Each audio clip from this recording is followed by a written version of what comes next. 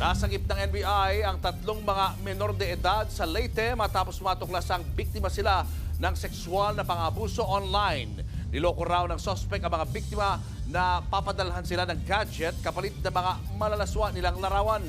Nasa frontline ng balitang yan si Elaine Fulencio.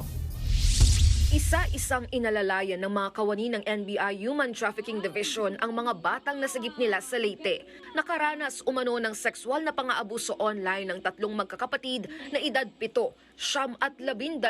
Sa impormasyong nakuha ng NBI, kumakalat ang mga hubad na larawan ng mga biktima sa United Kingdom. Isang tao lang daw ang nasa likod ng pagpapakalat at pagbebenta online ng mga hubad na larawan ng mga bata. Nakilala ng mga bata ang sospek online. Inutusan umano sila nito na magpadala ng hubad na larawan.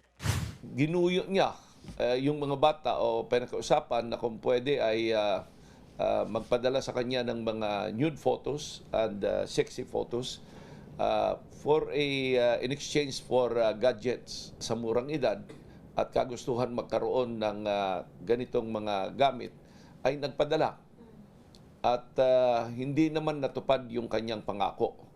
Tinakot pa raw ang mga bata na huwag magsumbong dahil ipakakalat ang kanilang mga larawan. Nagbabala naman ang otoridad sa mga magulang na bantayan ng mga anak sa paggamit ng gadgets, lalo na sa mga nakakausap nila sa social media. This is already very disturbing considering na at a very young age ay exposed na sila sa ganito. Dapat gabayan, dapat tutukan ng magulang kung anong ginagawa ng ating mga anak.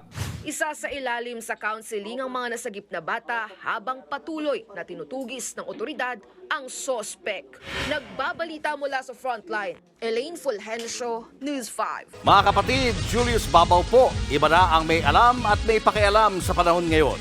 Para sa frontline ng mga balita, mag-follow at mag-subscribe sa social media pages ng News 5.